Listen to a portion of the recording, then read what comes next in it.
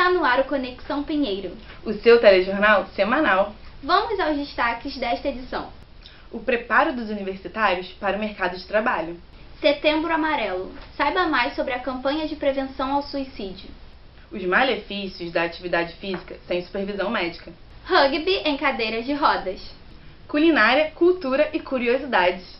Tudo isso agora no Conexão Pinheiro.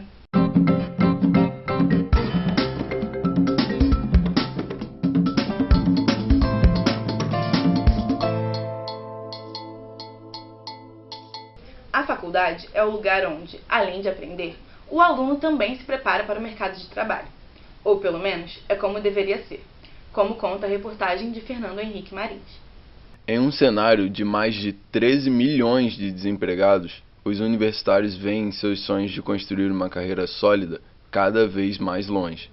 A minha área, que é a área do petróleo, anda muito danificada por conta do estado atual dos governos. Eu estudo biomedicina, mesmo a gente se especializando tanto e buscando tanto estágios e orientações, ainda é um pouco difícil, pelo menos aqui no Rio de Janeiro. Eu quero estar trabalhando no mercado de trabalho, com a minha carteira empregada, realizando meu sonho, eu acho que isso todo mundo quer. Mas que é difícil, chegar nesse patamar é difícil.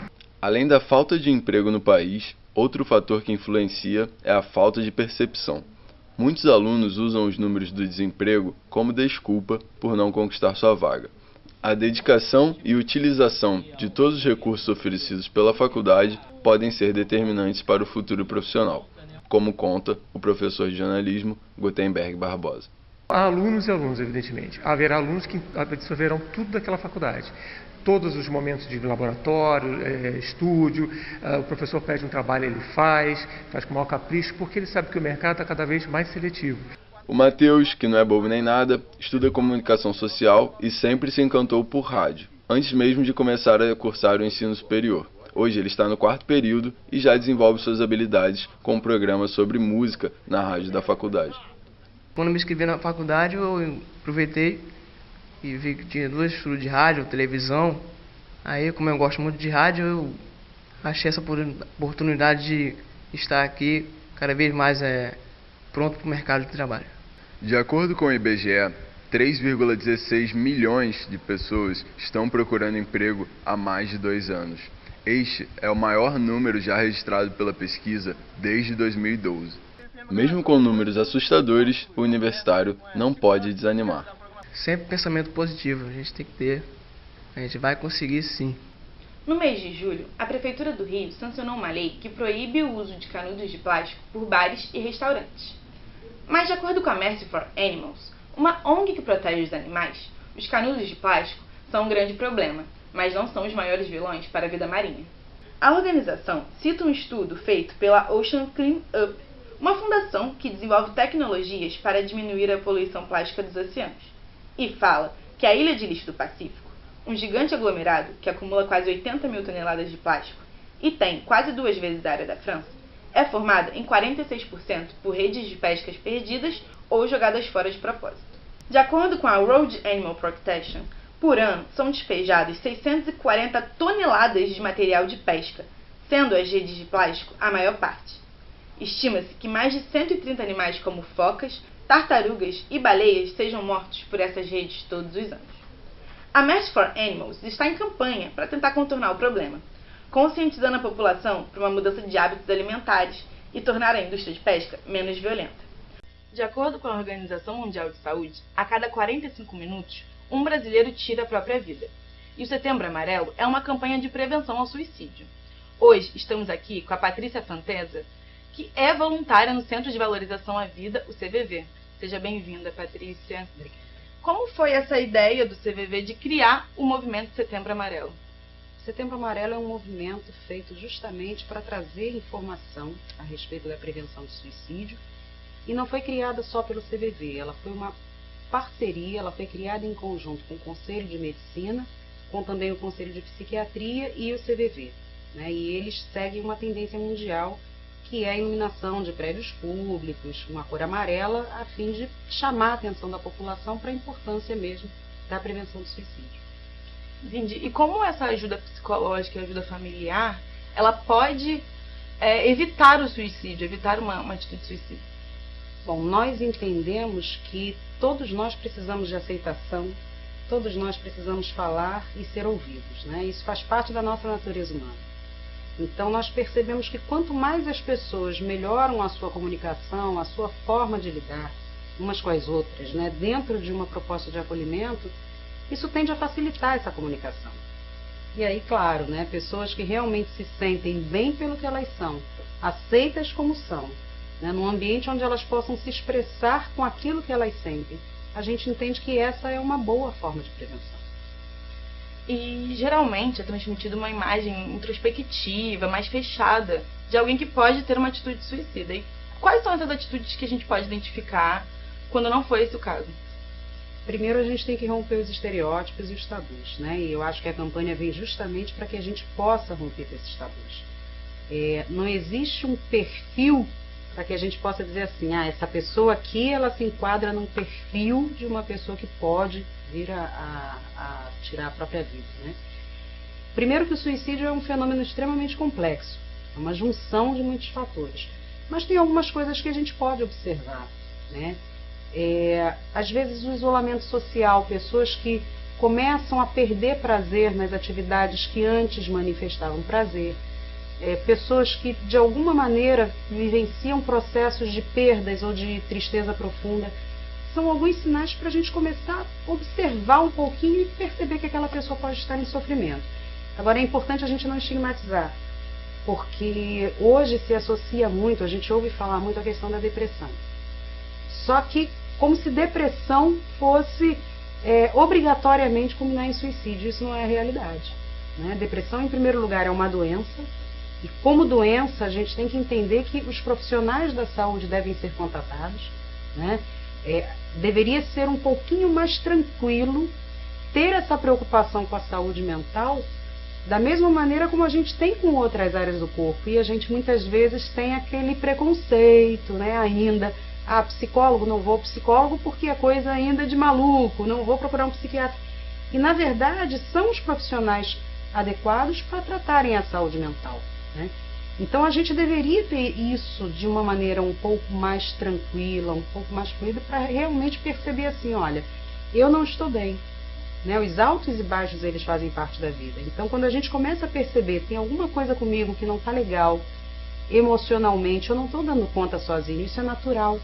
E é um ato de extrema coragem você reconhecer o seu limite e saber buscar essa ajuda, seja com quem for. E a gente sabe que falar alivia dores emocionais, né?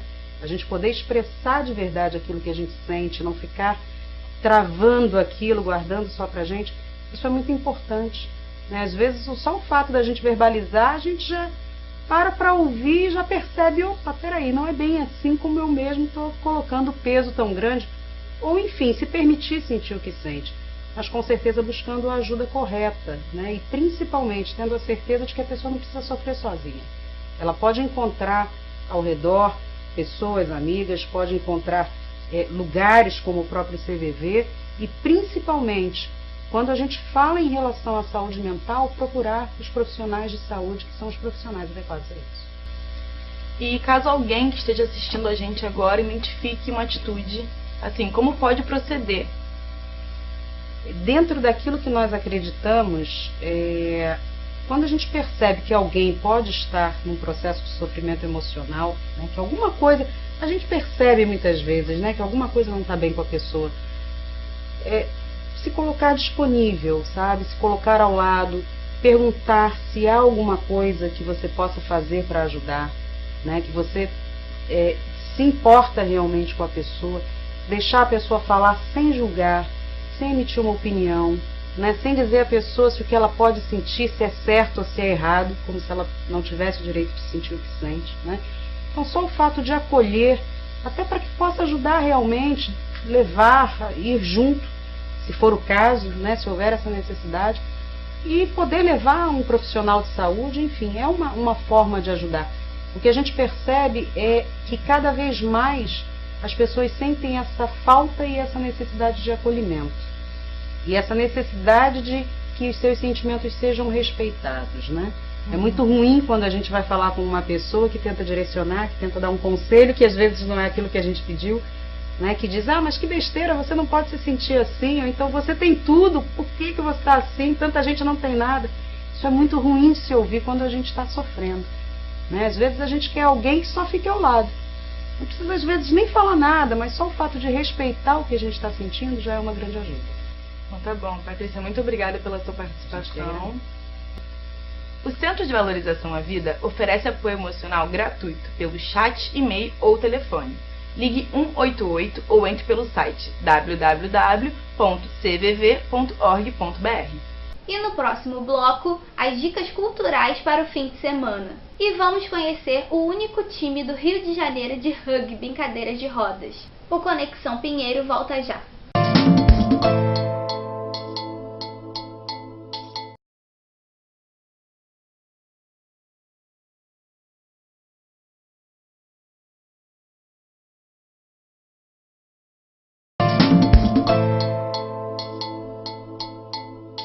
E agora vamos saber as dicas culturais para este fim de semana com a Andressa Silva.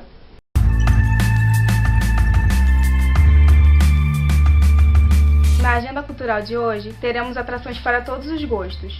A primeira dica é o Museu da Polícia Militar, que fica no centro do Rio.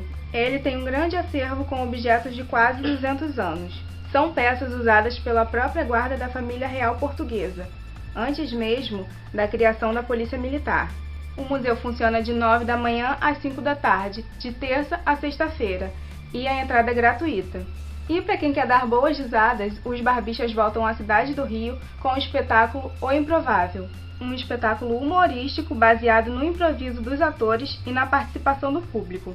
A atração acontece no Teatro Net Rio nos dias 21, 22 e 23 de setembro. Os ingressos variam de R$ 40 a R$ 80 e podem ser adquiridos tanto na bilheteria do teatro quanto pelo site do ingresso.com. E a classificação indicativa é de 12 anos. No sábado, dia 22 de setembro, o grupo Nação Zumbi se apresenta no Circo Voador, na Lapa, às 10 horas da noite, trazendo seus maiores sucessos como as músicas Um Sonho, Maracatu Atômico e Manguetal. A entrada custa R$ 100 e o espaço também vende um ingresso solidário. Então, além de estudantes e menores de 21 anos, quem comprar o ingresso solidário e levar 1 kg de alimento no dia, paga meia entrada. E para a família, a dica é o musical Infanto Juvenil Audição, com artistas mirins apresentando músicas a capela. O espetáculo está em curta temporada no Teatro Vanucci, na Gávea, e vai até o dia 30 deste mês. Os ingressos vão de R$ 30 a R$ 60 e podem ser adquiridos na bilheteria do teatro e no site. E aí, já escolheu seu roteiro? Na próxima semana tem mais. Até lá! O rugby em cadeira de rodas é um esporte praticado por homens ou mulheres com tetraplegia ou que tenham no mínimo 3 membros comprometidos. No Rio de Janeiro só existe um time da modalidade. É o que conta o repórter Germerson Luiz. O rugby em cadeira de rodas nasceu em 1979, mas se tornou popular em 93, quando foi criada a Federação Internacional da Modalidade. Em 96, o esporte foi incluído nas Paralimpíadas. Em 2000, passou a ser uma modalidade permanente na competição. No Rio de Janeiro, só existe um time de rugby em cadeira de rodas, o Santer Rio Rugby, criado em 2011 pela Associação Santer de Ação Comunitária. O time tem 6 atletas para a competição, sendo 2 da Seleção Brasileira de Rugby em cadeira de rodas. Em 2015, conquistou o título de campeão brasileiro na 2ª divisão. Os treinos são abertos àqueles que só desejam praticar por hobby. Homens e mulheres podem participar dos treinos que acontecem toda segunda e quarta às 18 horas e aos sábados às 9, na sede náutica do São Cristóvão de Futebol e Regatas. Acessando o site e as redes sociais do time, você pode conhecer os jogadores e saber mais sobre os treinos e competições. Gemerson Luiz, para a Conexão Pinheiro. A prática de exercícios físicos é fundamental para uma boa saúde. Mas e quando essas atividades são feitas sem orientação médica? Vamos conversar sobre isso com o profissional de educação física Maxwell Menezes. Tudo bem, Maxwell? Tudo bem. Maxwell, quando a pessoa não está acostumada, não tem o hábito de fazer atividade física e ela opta por uma pelada com os amigos, ela corre algum risco de saúde? Olha, certamente corre. Por quê? Ela pode, no decorrer da semana, ingerir bebida alcoólica, não se alimentar adequadamente. E com isso, no final de semana, ele tem uma descarga de intensidade muito forte. Principalmente aquela pessoa que é um pouco obesa. Então, a sua corrente sanguínea vai bombear muito mais sangue tanto para o coração, circulação no corpo completo. Isso pode acarretar até uma lesão mais séria no coração, uma lesão muscular, até mesmo articular. Mas e quando essa pessoa ela tem o hábito e não tem orientação profissional? Quais são os malefícios concretos disso? Isso é pior ainda, porque sempre quando a gente aconselha, quando a pessoa começar uma atividade física ou até mesmo uma prática de esporte, é ter um acompanhamento de profissional de educação física. Porque quando ele não tem esse acompanhamento, ele não sabe como ele vai desenvolver essa atividade. Isso pode ser benéfico ou maléfico tanto para ele. Então sempre é bom você sempre estar bem orientado para que não ocorra nada de errado. Tem alguma orientação específica para casos? Bom, assim, o que eu sempre indico para os meus atletas são, primeiramente, quando você quer realizar uma atividade física, você procura uma coisa que você goste. Não fazer uma coisa que está na moda, por exemplo, a pessoa nunca fez nenhuma atividade física e já quer começar logo pelo crossfit. Vai ser muito complicado para ele, porque tem toda uma didática diferente de graduação. Começar com futebol, ou até mesmo uma academia, uma atividade física ao ar livre, que hoje cresce muito no Rio de Janeiro, que é o caso da minha empresa, onde a gente sempre busca, principalmente o maior nicho de alunos, atletas, são pessoas que não gostam de fazer treinamento em local fechado, principalmente academia. Então, consigo fazer um treinamento funcional na praia, na praça, onde que a gente realiza. Entendi. Esses profissionais, eles são educadores físicos, eles são médicos? Qual é o tipo de orientação, assim, certa para cada situação, de cada atividade? Tem essa separação? Sim, tem. Por exemplo, uma pessoa que quer começar uma atividade física, uma academia, ou então na praia, um circuito, que seja numa praça, que é o meu caso. Ele primeiramente pergunta se a pessoa que está ali ministrando a aula é um profissional de educação física. Se não for, então já corta ele no meio do caminho. E se aquele local, empresa, é registrado no Conselho de Educação Física. Porque tendo esse respaldo, você sabe que ali você está tranquilo. E vem aumentando muito o número de pessoas que procuram a prática com recomendação médica? Com certeza. Com certeza, principalmente o Brasil hoje está com um nível altíssimo de sobrepeso. É um dos maiores do mundo. Então, a pessoa já está num certo patamar acima do peso, vai ele subindo para obesidade grau 1, grau 2, grau 3. Então, a atividade física sempre é mais aconselhada. Maxwell, muito obrigada pela sua presença. Eu que agradeço, e qualquer coisa é só chamar que estaremos aqui novamente. Ok. É com você, Letícia. E a repórter Jéssica Oliveira conta pra gente as curiosidades do mundo geek e do mundo pop.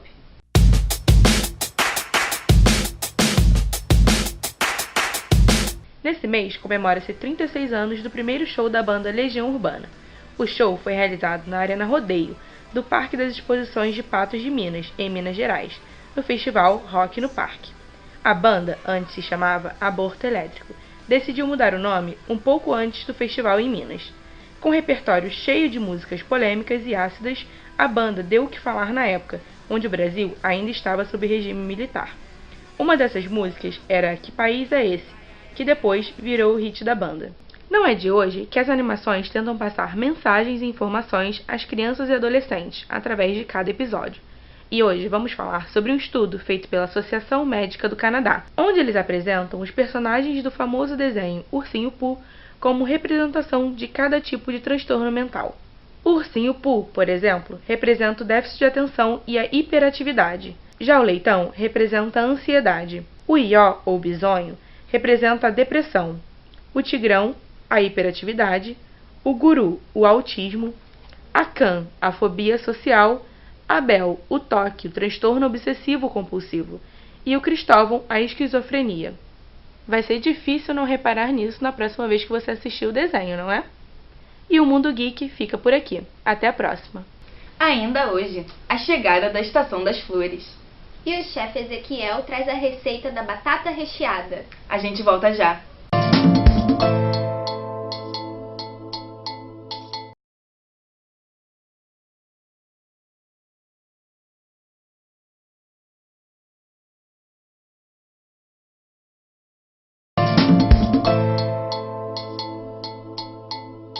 O quadro de culinária traz uma receita especial para o almoço.